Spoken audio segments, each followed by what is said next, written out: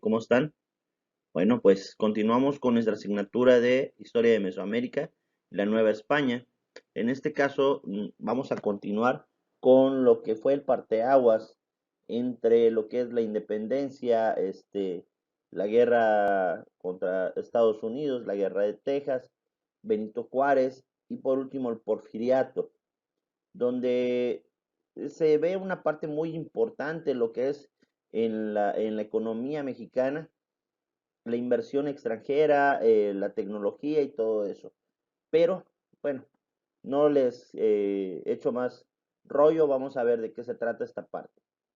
El aprendizaje esperado número 14, en el cual dice que los alumnos identifican los principales hechos históricos que se vivieron en Yucatán durante la Revolución Mexicana.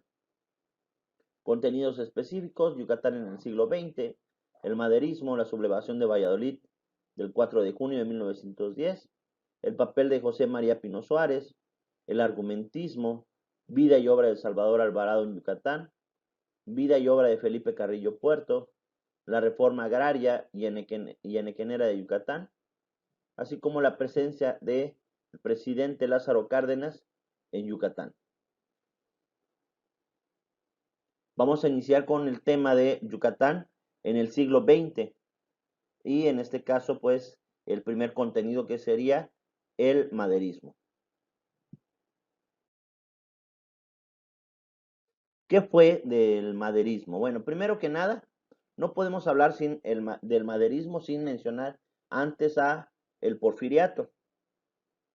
Durante esos 30 años de porfiriato hubo un crecimiento tanto económico como tecnológico en infraestructura e industria, como la minería, el ferrocarril, la industria eléctrica, este, hubo la repartición de latifundios, pero todo esto no favoreció nada más o sea, no favoreció a todos, sino que favoreció nada más a cierta parte del pueblo, de lo cual hace que haya mucho descontento social. Con el repartimiento de las haciendas, se crea junto con ellos las tiendas de raya, en los cuales los empleados de las tiendas perdón, de las haciendas eran explotados a trabajar en las haciendas. Al final, ellos llegaban a su semana, a su día de pago, y se veían obligados a comprar en las tiendas de rayas que tenían en la misma hacienda.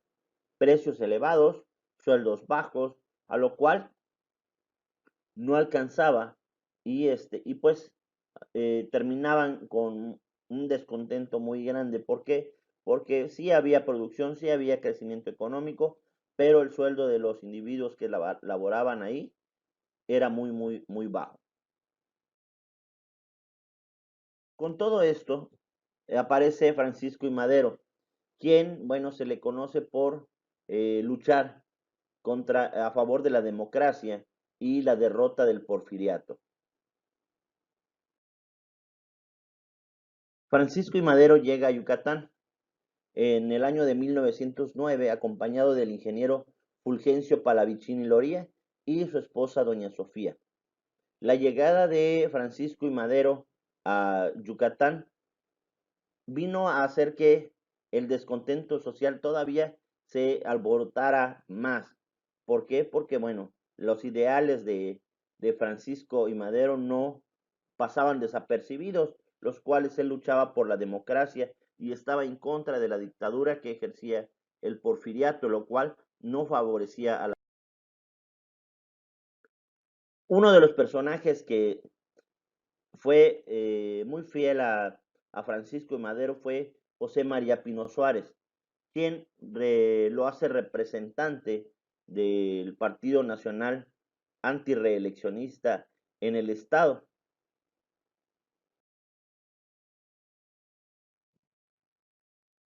Como le decía, con la llegada de Francisco y Madero a Yucatán, se establecen centros de divulgación y defensa de los ideales para la democracia, de los cuales, bueno, lo que buscaban era un derrocamiento del porfiriato, eliminar toda esa situación que había con el porfiriato, y también tener en cuenta que, según a palabras de Porfirio Díaz en la entrevista con el periódico estadounidense, donde en esta ocasión sí iba a apoyar la sucesión presidencial.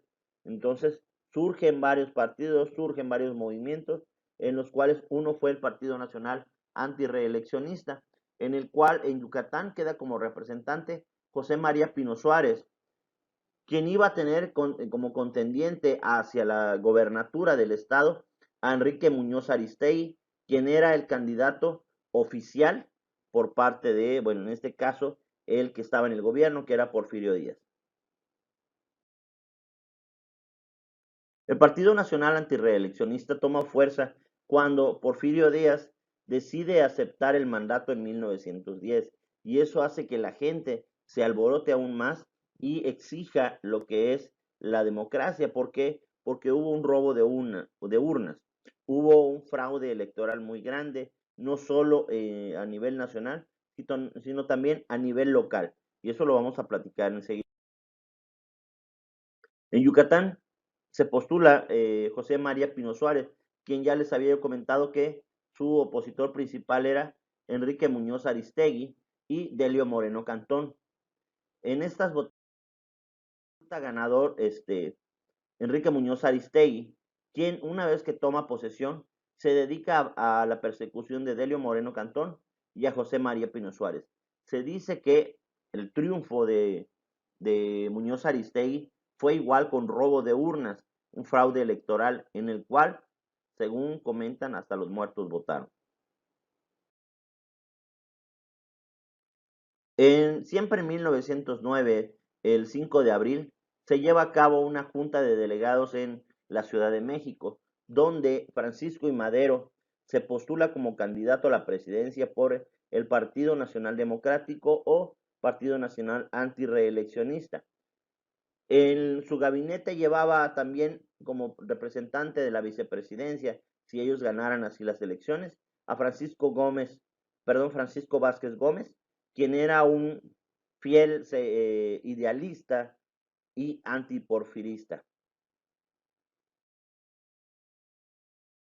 Durante la campaña electoral, confiado de la situación que había platicado Porfirio Díaz, Francisco I. Madero se dedica a hacer proselitismo a nivel nacional, de los cuales siempre se encontró con hostigamiento y maltrato en cada una de las ciudades donde se presentaba por parte de las autoridades que gobernaban en ese entonces.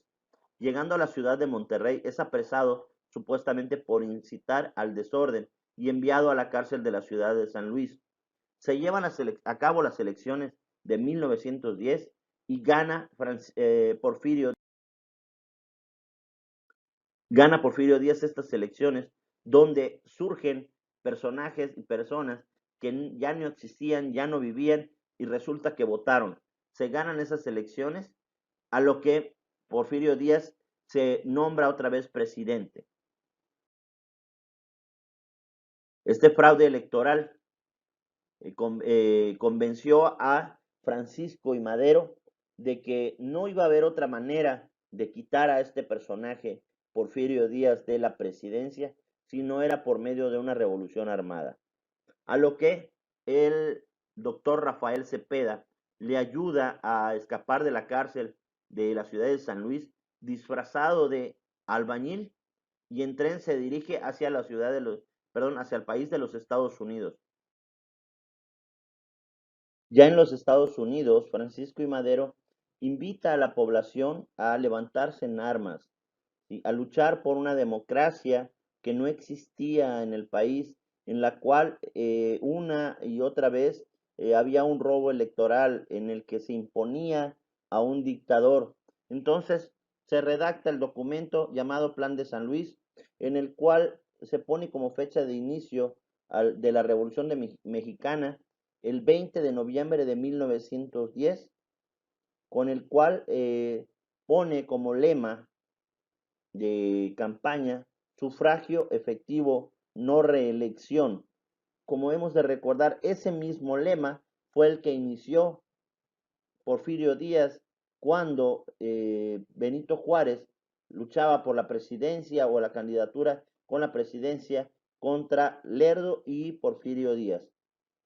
Porfirio Díaz hizo a un lado ese lema que nunca hizo valer y lo retoma Francisco y Madero para luchar contra esta democracia que se necesitaba en el país.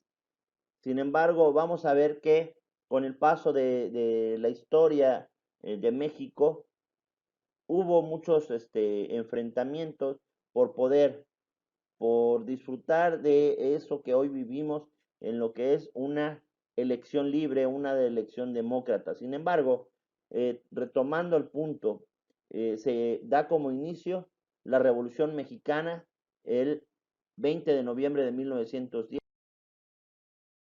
y con ello parte una nueva historia en lo que es nuestro México. Con esto acabamos la primera parte de lo que es Yucatán en el siglo XX y el maderismo. Vamos ahora con la actividad. Como actividad, jóvenes, se va a elaborar un cartel de manera digital. Recomendación, podemos utilizar Infogram, podemos utilizar Canvas o al final la app que mejor se adapte a tus habilidades y a tus necesidades. ¿Qué vamos a elaborar o qué vamos a utilizar en esos carteles? Bueno, vamos a trabajar con 6 temas diferentes en los que vamos a hablar de la vida y obra de Salvador Alvarado en Yucatán, la vida y obra de Felipe Carrillo Puerto, Lázaro Cárdenas en Yucatán, así como algunos otros personajes, los cuales en forma colaborativa los vamos a dividir en la siguiente clase y vamos a trabajar con ellos para realizar una exposición digital por medio de la plataforma que nosotros utilizamos para nuestras videoconferencias. Por mi parte, eso es todo. Si tienen dudas, ya saben, pueden comunicarse conmigo al teléfono que ya tienen por medio de WhatsApp o por medio de Skype y en último caso también por medio de la misma plataforma Edmodo, que es la que trabajamos para nuestras tareas. Gracias, que estén bien.